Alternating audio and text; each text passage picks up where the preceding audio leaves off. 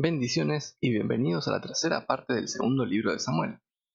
Y el video que tenemos hoy por delante es tremendo, lleno de enseñanzas prácticas para nuestras vidas, y también estaremos pasando por uno de los peores momentos en la vida del rey David, por lo que también es un video lleno de emociones. Estas son algunas de las enseñanzas que aprenderemos en este video. La primera es acerca del terrible poder que tiene el pecado para engañarnos y sus consecuencias. En la segunda, veremos la diferencia entre Saúl y David ante la reprensión de Dios y cuál es la actitud correcta que debemos imitar. Y también aprenderemos muy por encima algunas cosas acerca del ayuno. Ahora sí, comenzando en el capítulo 11, vemos que David, mientras su ejército se encontraba peleando con los amonitas, decidió quedarse en Jerusalén. Sucedió entonces que por la tarde vio desde el terrado a una mujer muy hermosa que se estaba bañando, por lo que preguntando le hicieron saber que se llamaba Betsabé, mujer de un hombre llamado Urías, quien se encontraba batallando junto al ejército de David. Sin embargo, el rey la mandó a llamar y se acostó con ella y quedó embarazada, por lo que al enterarse David mandó a buscar a Urías al campo de batalla para intentar que éste durmiera con su mujer en su casa. Pero Urías le dice: el arca e Israel están bajo tiendas, y mi señor Joab y los siervos de mi señor en el campo, y había yo de entrar en mi casa para comer y beber y dormir con mi mujer. Por lo que viendo David que Urías estaba resuelto a no ir con Betsabé, manda una carta a Joab por mano de Urías, diciendo que lo manden al frente de la batalla y lo abandonen para que sea muerto en batalla. Por lo que Joab obedece al rey y Urías cae delante de los amonitas. Después del tiempo de luto, David manda a buscar a Betsabé y la hace su mujer. Y el capítulo termina diciendo que todo esto que David hizo fue desagradable a los ojos de Dios. Y acá podemos ver el terrible poder que tiene el pecado para seducirnos y engañarnos. El David que podemos ver en este capítulo parece uno totalmente opuesto al que veníamos viendo en los capítulos anteriores.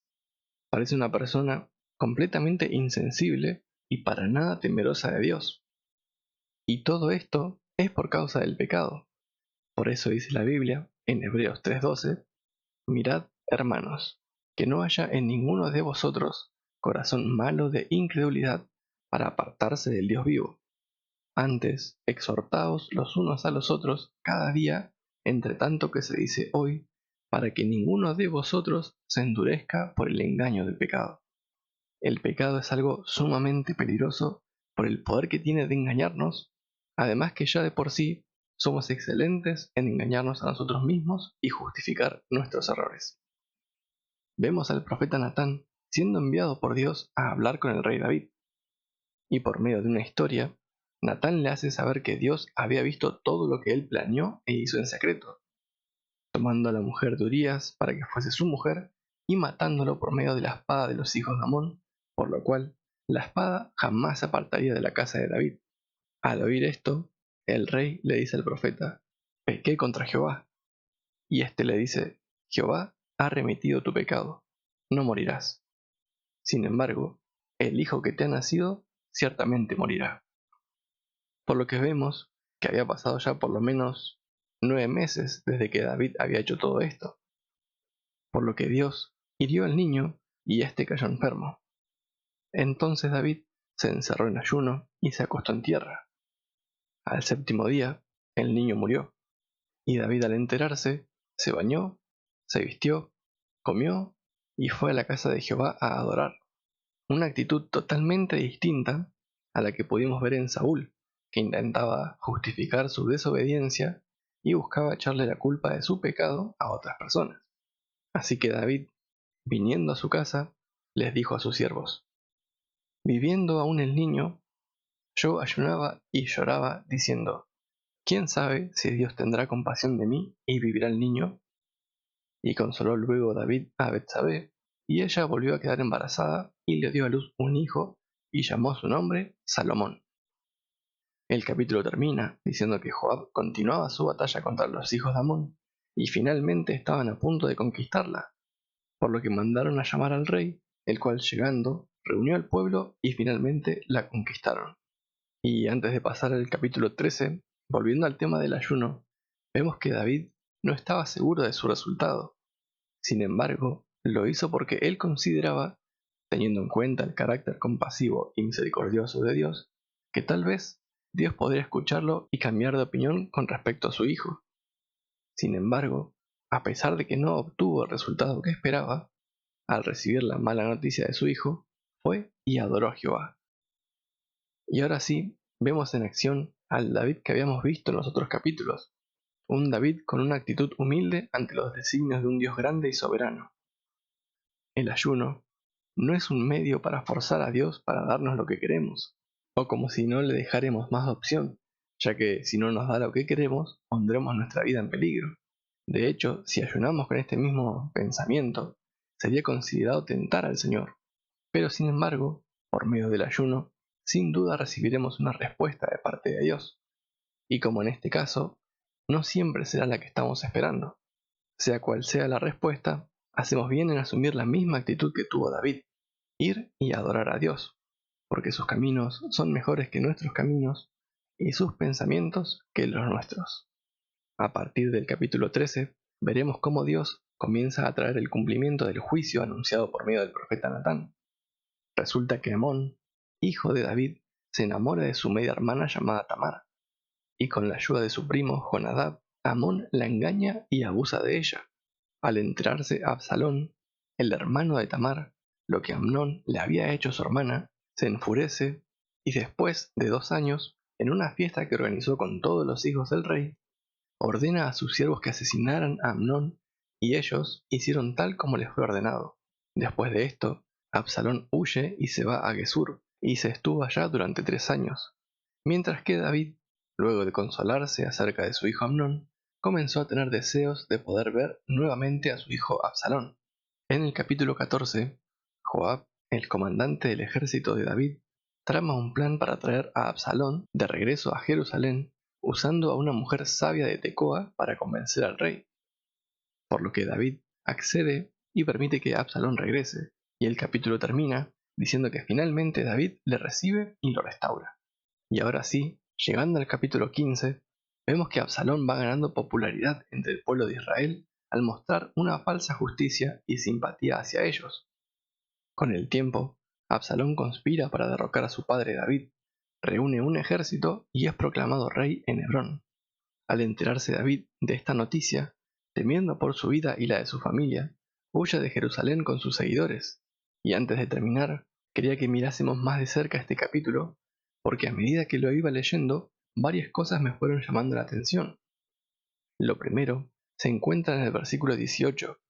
Mientras David se encontraba huyendo, dice que todos sus siervos pasaban a su lado, los 600 hombres que habían venido a pie desde Gad. Y acá me llamaba la atención la fidelidad y el amor de estas personas hacia David. Este grupo de seguidores comenzó a formarse en 1 de Samuel capítulo 22, en una cueva llamada Adulam, hombres que tenían problemas o que estaban endeudados, gente que fue perseguida juntamente con David por el rey Saúl, pero que a la misma vez vieron que Dios estaba con David.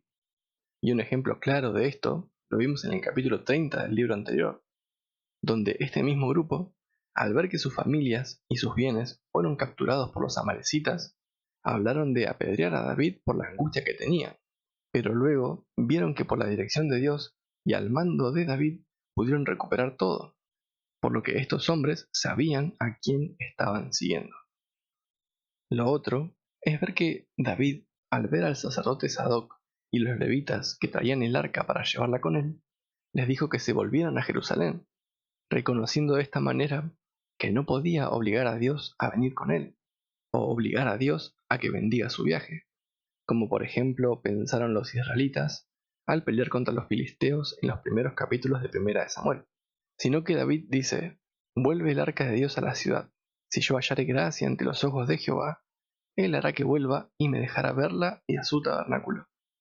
Y se dijere: no me complazco en ti, aquí estoy, haga de mí lo que bien le pareciere. Y finalmente, quería compartirles lo que a mí me conmovió mientras lo leía y lo que me inspiró a diseñar la miniatura de este video. Se encuentra en el versículo 30 y dice: David subió la cuesta de los olivos y la subió llorando, llevando la cabeza cubierta y los pies descalzos. También todo el pueblo que tenía consigo iba llorando mientras subían. A veces la escritura nos lleva demasiado rápido de un acontecimiento a otro y nos perdemos todo lo que se fue generando en ese espacio de tiempo. De un versículo a otro pueden pasar 2 o 10 años y nosotros seguimos leyendo como si nada. Pero cuando llegué a esta parte, frené y dejé de leer por un momento y me quedé mirando a David subiendo por esa colina descalzo, con la cabeza cubierta y llorando junto a sus siervos. Y me preguntaba en qué habrá estado pensando y llegué a la conclusión que seguramente varias cosas estaban pasando por su cabeza y pesando en su corazón. Lo primero, seguramente, era que David sabía por qué le vinieron todas estas cosas. Seguramente recordó y se lamentaba no haber ido con su ejército a la guerra aquel día, en vez de quedarse en Jerusalén, lo cual luego le llevó a pecar con Betsabé.